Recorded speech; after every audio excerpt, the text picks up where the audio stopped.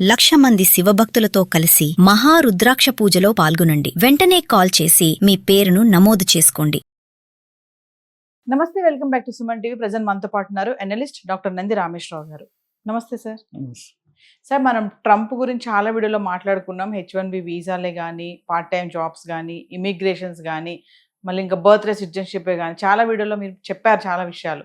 ఇంకా ట్రంప్ ఏంటంటే డెసిషన్స్ తీసుకుంటున్నాడు. ఇప్పుడు రీసెంట్గా ఏంటంటే అక్కడ 2023లో మాస్టర్స్ కంప్లీట్ చేసినటువంటి ఒక స్టూడెంట్ ఇప్పుడు టెక్సాస్లో ఒక ఐటీ కంపెనీలో H1B స్పాన్సర్షిప్ వీసాతో జాబ్ చేస్తున్నాడు. ఇప్పుడు వాళ్ళు ఏంటంటే H1B హోదాను దక్కించుకోవాలంటే $1,00,000 ఫీజు కట్టాల్సిందే, లేదంటే తిరిగి వెళ్ళిపోవాలని చెప్పేసి సదరు ఐటీ కంపెనీ ప్రెషర్ చేస్తుంది.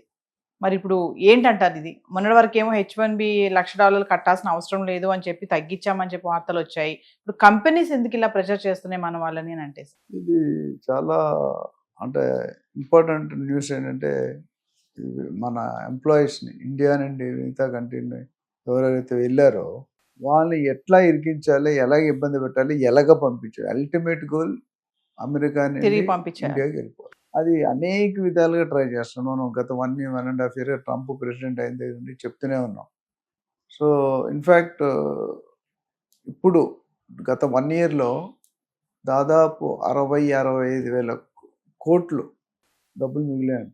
ఇది ఈ పంపించుకుంటా parents some thousands of crores మిగిలి. ఎందుకంటే ఒక క్యాండిడేట్ వెళ్తే 1,50,00,000 ఉంటుంది, కొన్ని వేల మంది వెళ్తున్నారు. అందులో 80% మన ఇండియా వాళ్ళే.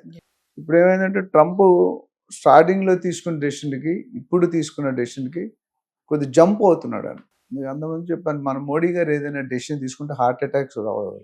ఎందుకంటే మెల్లమెల్లగా తీసి ఆయన అనుకున్న గోల్ రీచ్ అవుతాడు. అటు డిజిటల్ పేమెంట్ కానీ ఏదనుకున్నా. మన ట్రంప్ గారు ఏది తీసుకున్న హార్ట్ అటాక్ తక్కువ ఉంటాడో పోతాడో తెలియదు. ఎందుకంటే సడన్ అయిన జాబ్ తీస్తుందంటే అక్కడ 5 లక్షలు 10 లక్షలు శాలరీ ఉంటుంది ఇండియన్ కరెన్సీ. 10 లక్షలు రోడ్డు మీద పడేస్తే ఆడ 10 లక్షల అమౌంట్ కోసం ఆ వచ్చిన ఖర్చు ఎలా డిస్ట్రిబ్యూట్, ఈఎంఐ ఎంత కట్టాలి, లగ్జరీ ఎంత చేయాలి, ఇవన్నీ ఉంటాయి. సో ఇప్పుడు ఈ 2023 ఎవరైతే పర్సన్ గురించి మనం మాట్లాడుతున్నామో ఆయన ఎంఎస్ అక్కడ కంప్లీట్ చేశాడు. జనరల్గా చేయగానే యాజ్ ఎ రీసెర్చ్ అసిస్టెంట్ లేదు ఏదో ఒక జాబు మంచి యూనివర్సిటీలో చదువుకుంటూ అక్కడ వాళ్ళు ఇస్తారు. ఇది ఏమైందంటే ఒక ఇండియన్ కంపెనీ అమెరికాలోనూ Indian and managing director Indian company is in America, Texas. ఒక మన భారతీయుడు అయ్యుండి మన అతన్ని ఇంత ఇబ్బంది పెట్టడం. డబ్బు దగ్గర భారతీయుడు, లెబియన్, చైనీస్, ఇరానియన్ ఉండదు. డబ్బు చాలా విధాలుగా స్టేట్ అంటాం. ఎందుకంటే మనీ మేక్స్ మెనీ థింగ్స్ కాదు మర్చిపోతాం. Money makes all things. So ఇప్పుడు మెనీ నుండి ఆల్కి వచ్చేసాడు. ఆయన బాధల్లో ఉన్నాడు. నీ గురించి ఎందుకు ఆలోచిస్తాడు, నా గురించి ఎందుకు ఆలోచిస్తాడు, నేను ఎలా బయటపడాలి అంటాడు.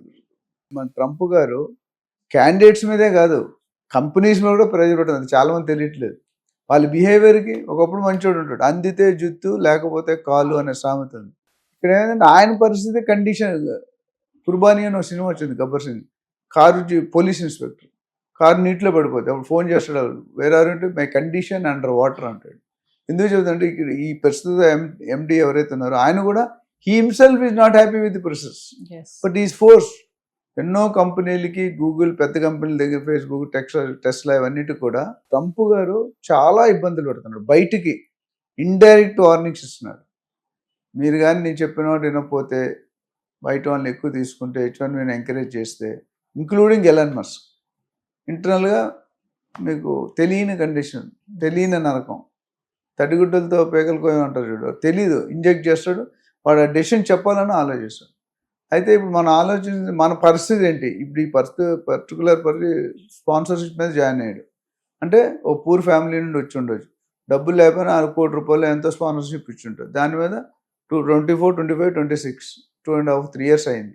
ఆ 3.5 yearsలో ఎంతో కొంత సెటిల్ అయి ఉంటాడు. అక్కడ ఎన్నో ఆశలు పెట్టుకుంటాడు. ఆశలు కాస్త నిరాశలు అయిపోతాడు. మరి ఎందుకు తీసుకుంటాడు అనేది అందరికీ డౌటే. అరకెల్లో ఒక నెల రోజులు 2 నెలల ముందు 30,000 మందిని తీశాడు.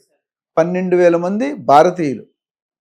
అంటే ఆల్మోస్ట్ ఎంతో చూడండి, 30-40%, 30లో ఎగ్జాక్ట్లీ 30% ఎంప్లాయ్. వాళ్ళందరూ 10-20 లక్షలు ఇండియాలో జీతాలు ఇస్తాం మనం. సో ఇక్కడికి వచ్చి బతకలేడు, అక్కడ ఉండలేడు. ఇప్పుడు ఆయనకి ఏమంటున్నాడు, $1,00,000 యాజ్ పర్ న్యూ పాలసీ $1,00,000 కట్టండి అంటాడు. అది ఎంతవరకు అంటే ఏది ధర్మం ఏది న్యాయం సినిమా వచ్చింది. ఇప్పుడు ఈయన తీసుకునే ముందు ఫ్రంట్ బ్యాక్ లెఫ్ట్ రైట్ ఆలోచించి డెసిషన్ తీసుకుంటే పబ్లిక్ సేవ చేయడానికి వచ్చాడు ఆయన. Yes. Entire country leader, America అంటే వరల్డ్లోనే బిగ్గెస్ట్ బాస్ అంటే అమెరికన్ ప్రెసిడెంట్. ఆయనే ఇలాంటి నిర్ణయాలు తీసుకుంటే సామాన్యుడు పరిస్థితి తల్లకింద అయిపోతుంది. ఇప్పుడు అది లబోదిబో అనుకుని $1,00,000 ఆయన $10,000 కట్టే స్తోమత ఉండకపోవచ్చు ఆయన. $1,00,000 ఎక్కడ కడతాడు అంటే ఇండైరెక్ట్గా నువ్వు వెళ్ళిపో, మా దేశం వదిలేసి Yes. నీ పాటలు నువ్వు పడు అంటాడు. ఇట్స్ ఎ వెరీ స్టూపిడిటీ అన్నమాట. ఎందుకంటే ఒక ఎంప్లాయీ భవిష్యత్తు ఆలోచన ఊహించుకొని వస్తాం మనం. అక్కడ సెటిల్ అవ్వాలి, అక్కడ life సెటిల్ అవ్వాలి, బాగుండాలి. పెళ్లి చేసుకొని నా పిల్లల్ని ఇక్కడ చదివించాలి, మా అమ్మ నాన్న ఇక్కడ తీసుకురావాలి.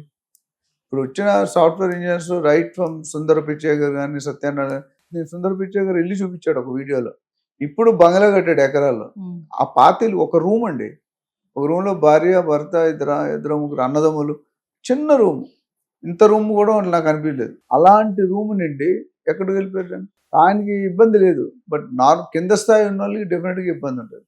సో దీని ఈ వ్యవహారం ఈ పాలసీ ఏదంటే మార్చుకొని కోఆపరేటివ్గా ఉంటే రేపొద్దుని own American citizens are not happy with Trump గారు. దట్ ఇంకా స్టూపిడిటీ.